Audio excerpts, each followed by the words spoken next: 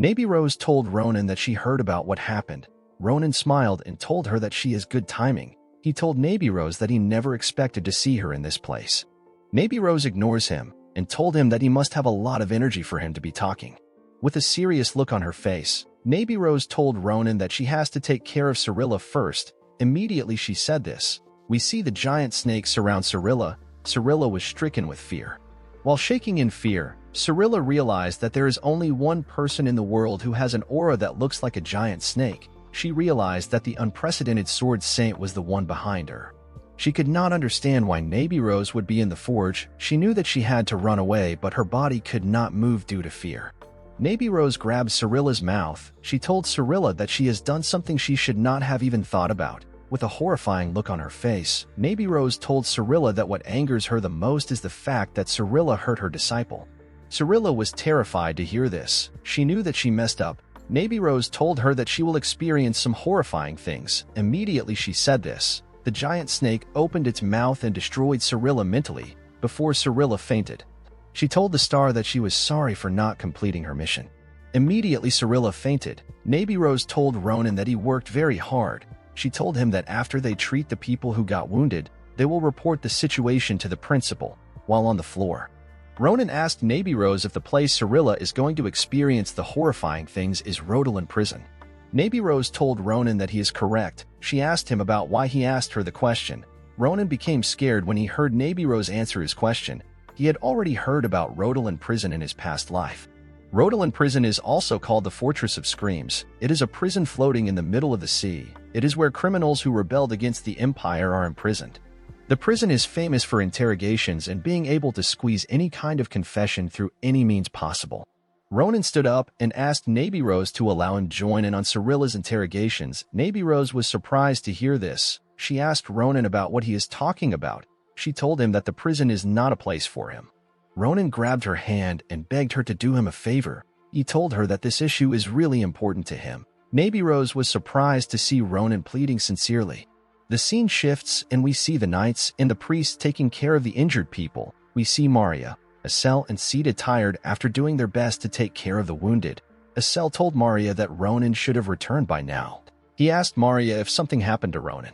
Immediately Estelle said this. Ronan came to greet them. Maria and Estelle were surprised to see him. Ronan told them that he heard about what they did while he was gone. He told the three of them that they did a great job. He told Maria that he heard that she searched for reinforcement while Estelle and Sita saved more than half of the buried blacksmiths. Ronan asked them if they got hurt anywhere. Maria told Ronan that he should not be the one to ask such a question. Estelle told Ronan that he is the one who is covered in injuries. With a scared look on Estelle's face, he asked Ronan to sit down and get treated. Ronan told Estelle not to worry about him. He told Estelle that he already got treated on his way up. He told Estelle to take a break.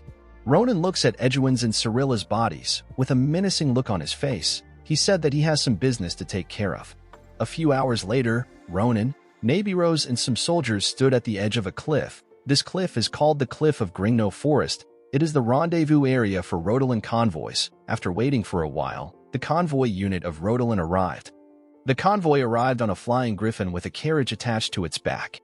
When the griffin landed on the ground, the members of Rodan immediately came out to greet Navy Rose. The convoy members were all wearing a creepy crow mask to hide their faces.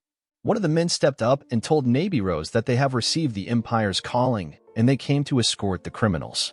While looking at the bodies of the criminals, Navy Rose told the man that Edwin has the ability to constantly heal himself, so they have to pay attention when they interrogate him. The man said that their interrogator will be happy to interrogate Edwin.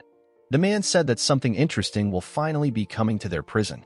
The members of the convoy picked up the bodies of the criminals. The man told Navy Rose that they will contact her once the interrogations are over. He told Navy Rose that she should continue to work hard for the peace of the Empire. Immediately he said this. The convoy left. Navy Rose told Ronan that it will take a week before Rodan is able to squeeze any information out of the criminals. She told him that she will let him know when they call her. She urged him to stay on standby so that he can move right away when she calls him. Ronan accepted the instructions and thanked her for helping him. The scene shifts and we see the Grand Cappadocia being rebuilt. The forge was quickly reconstructed thanks to the support of the Empire. Ronan returned to the academy and spent his time taking supplementary classes.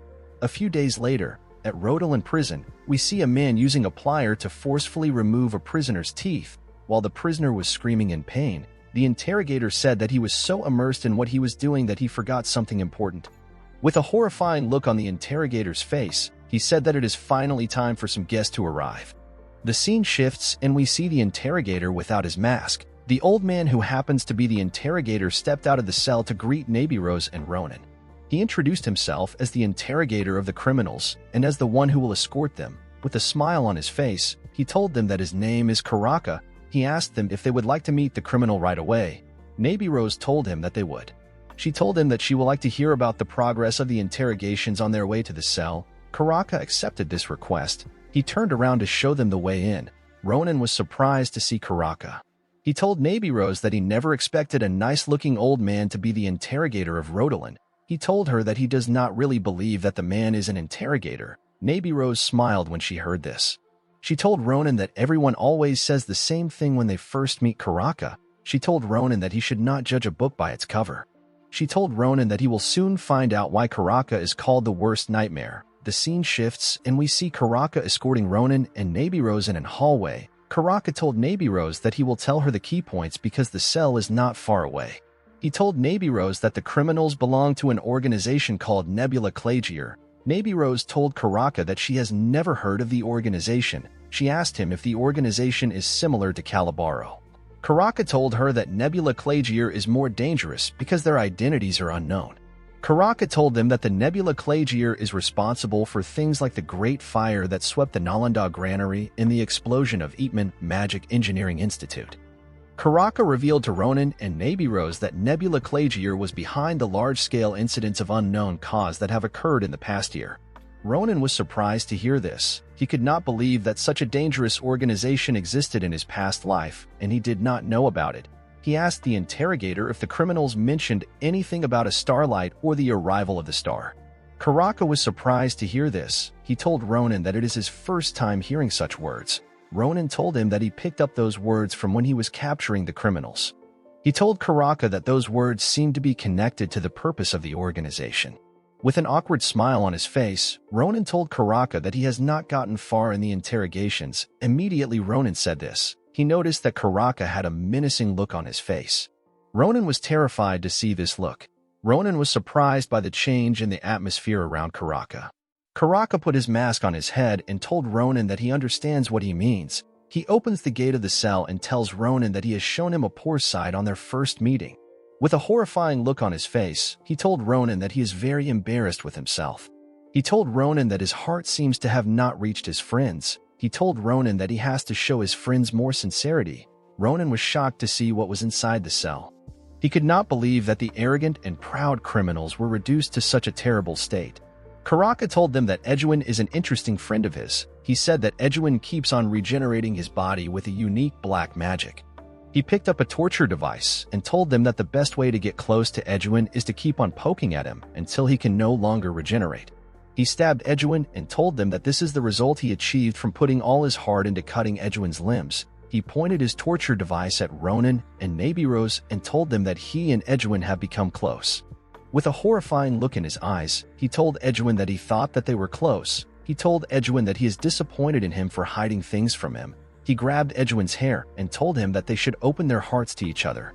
Edwin was terrified to hear this. He began to cry. He told Karaka that he has already told him every single thing. Karaka asked him about why Ronan is telling him something about the arrival of the star. Edwin became hesitant when he heard this. Upon seeing how Edwin was hesitant to tell him anything, Karaka told Edwin that he hopes he can get an answer from him. He revealed to Edwin that Cyrilla does not have any regenerative ability, so it will be easy to torture her. Cyrilla began to tremble when she heard Karaka. Karaka told Edwin that Cyrilla will die if she receives any more pain. Cyrilla begged Karaka to kill her. Ronan was surprised to see what was happening. He had never seen something as brutal as this even in his military days. While Edwin was trembling from the hot torture device that was about to burn his face, Ronan wondered if it really made any sense that Edwin would take such sufferings just to keep his organization's secrets. It did not make sense to Ronan that Edwin was still hiding any secret after his identity has been revealed.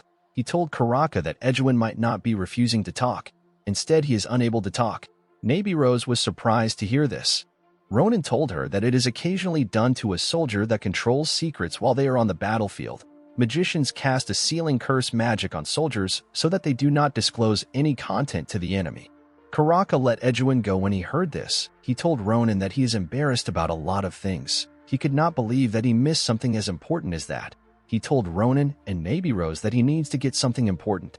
A few minutes later, Karaka brought a mysterious creature. He told Ronan and Navy Rose that the creature is called Kiss-Eye. It is a creature that eats curses.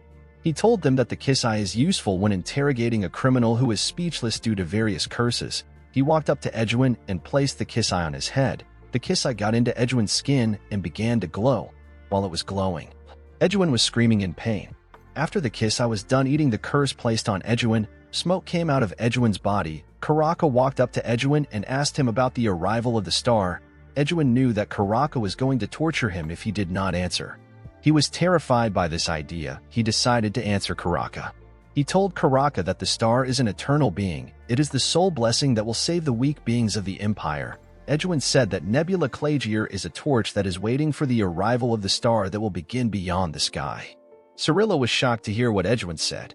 Edwin said that it is the organization's lifelong wish to remove everything that will disturb that day. Cirilla screamed at Edwin. She told him to shut his mouth. Karaka told Edwin that what he is saying is too long. He asked Edwin about what is going to fall from the sky. With a deadly glare in his eyes, Edwin told Karaka that the children of the stars are the ones coming. Ronan was annoyed to hear this. He realized that Edwin was referring to Ahiyuti. Guys, we have come to the end of our video. If you guys want part 11 of this video, let me know in the comments section. Don't forget to like and smash that subscribe button for more recaps. See you guys later.